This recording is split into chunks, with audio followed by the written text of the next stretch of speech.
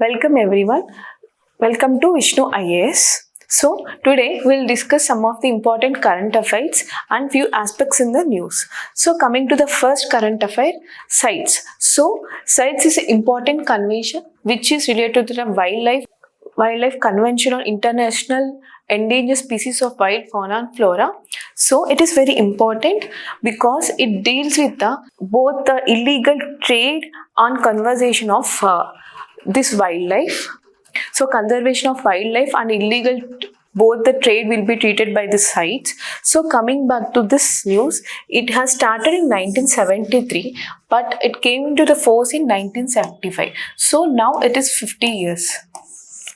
So this is very important. Why? Because it has headquarters in Geneva and it has 180 countries as a parties. So if you see about the CITES, it has some objectives. First objective is to recognize the wild fauna. So wildlife recognition is one of the step in this CITES. And coming to the second pillar, we can see first one is to protect the wildlife, and the second one is to avoid illegal trade. Why illegal trade? Illegal trade because illegal trade now it's been a global problem. Why it's a global problem? Because from forests to oceans, everywhere we can see the illegal trade of these animals. So now it's a global problem. And third step would be together. If you be together and involved in this program, then it is easy for us to protect all this wildlife. So these conservation of animals can happen only with the awareness, or if you come together and involve in this campaign, then only it is possible. That's why it is very important for our India or for whole world to follow this CITES convention. So as a part of it, I already told you, its primary goal is to protect endangered species from over exploitation, and then to ensure sustainability. Sustainability as a term, we know even our future generation has to have some resources. Not all things we should not consume. That is meant by sustainability. So it ensures even sustainability also. And if you see, all the wildlife according to their category, they will be divided into different appendices. So appendix 1, these species in the appendix 1, all completely the trade and the illegal trade or the trade with the permission also completely banned. So African lions and certain Mahogany species comes under this appendix 1, and tigers, gorillas also and comes under this one. And appendix 2, if you see appendix 2, so species not necessarily threatened, but their trade is restricted. That was appendix 2. And coming to the appendix 3, species are protected at least in one country. Those are appendix 3. So it might be related to that area, geographical extent, this appendix will be vary. So if you come to the permit system, export and import permits are required for all the appendix classifications, because in order to protect the wildlife. So we are, by following this convention, we have protecting all the wildlife in the whole world. That's why CITES is a very important convention. So coming to the next current affair, nothing but China's or world's biggest city or largest city, we can say. There is a city called Chongqing. Chongqing is the name of the city. This is very important for China and as well as the whole world. Why? Why in the sense, Chongqing, it has a mountainous terrain. So as we know, city has mountainous terrain. It is very difficult for the infrastructure or the development. But though it is a mountainous terrain, it has built a tremendous city, you can say. And this city which has an mountains as well with a multi-layer infrastructure, and even they have cyberpunk aesthetics. So it is very important for the whole world or the all mountainous countries to know about this. So coming to this, if you see here, even metro rail is coming to the residential buildings. So in this way, it's saving its lot of space. So it is one of the good example for sustainability in urban infrastructure.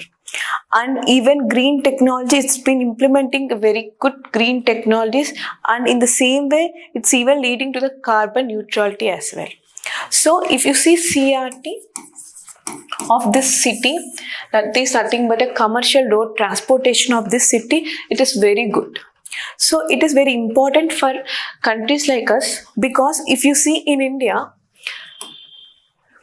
now we even crossed China and we are now most populous city in the world. Being a most populous city in the world, it is important for us to know about cities of this sort. See, if you see some metros hanging on the whole track and is going in this way, it is showing like how sustainably we can use the resources. And one more thing, we know in 2001, if we take, we had somewhere around in India 40% roughly are under poverty, right? Now, if you take by 2011 census, even China by that time in 2001, it is around 50% poverty. By 2011, in China's population was around 12%.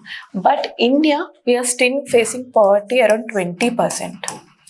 But because of this infrastructure, mainly because of the manufacturing sector, now China has been, like, we can see a decline in the poverty. And if you see even urbanization, in India, urbanization is somewhere around 36%. But if you see, urbanization is around 54 or to 56%. So with most of the people are urbanized, so China bringing these kind of things are like very impressive. If you see about this Xinjiang city, there is a one more, actually this Xinjiang city lies in the southwest part of China, where Yangtze River.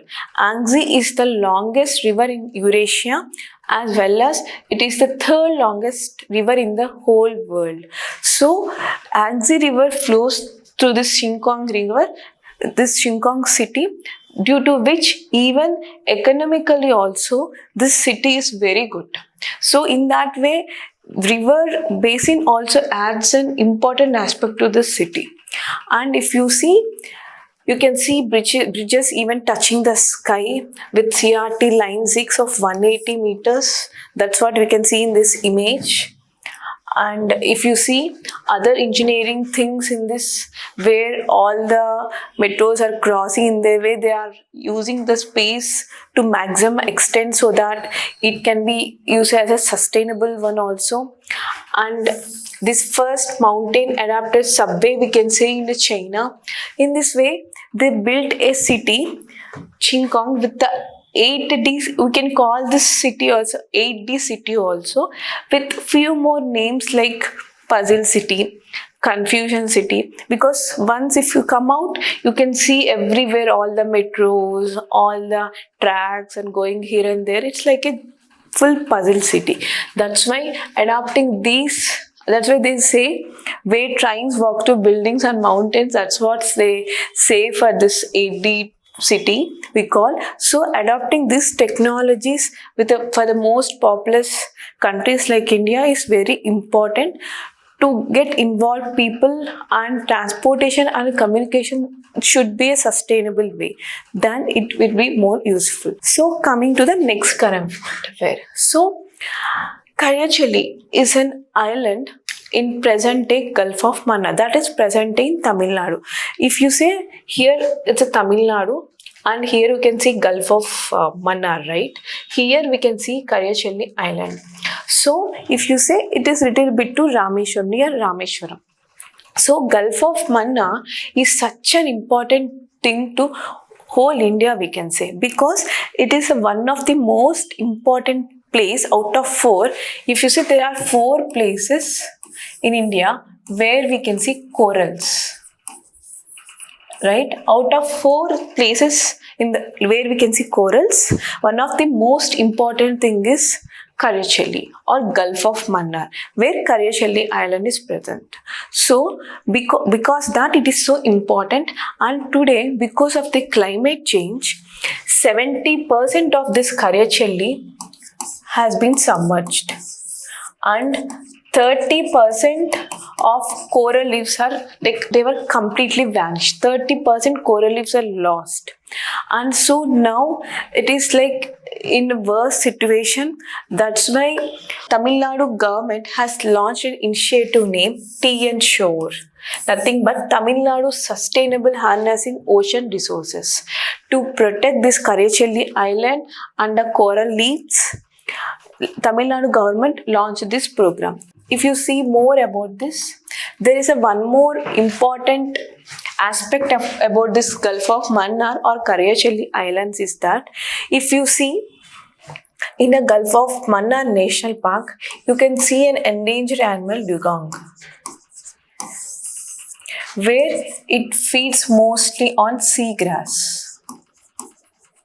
So once all these corals start bleaching and the Kariyachalli Islands, when it's submerged, there will be no seagrass or even dugong also no place to live under the water. So even dugong also facing threat due to the submergence of this Kariyachalli Gulf of Mannar.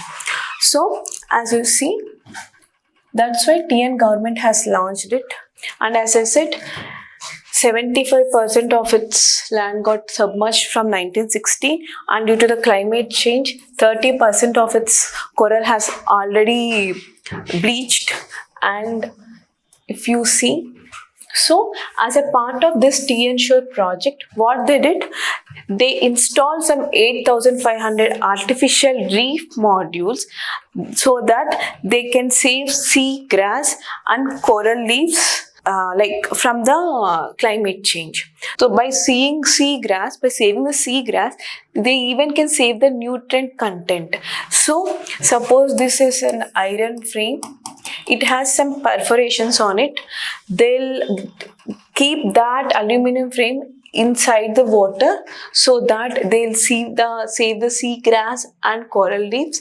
These perforations are for the supplement of nutrients to the coral reefs and seabeds. In that way, they are sending all these aluminum panels inside the sea, and they are saving the coral reefs. So it's a nice initiative by Tamil Nadu government. In the same way, Uttarakhand government also started a program wherein it saves the all endangered flora. So in this way, each and every government are taking steps towards saving our endangered species or endangered flora or fauna. So now it's our responsibility to save all this and be part of together, because if we are like part of together, it's easy to save our world or save a species for future generation. And let's be together and let's be part of it to save all the resources for future generation. Thank you.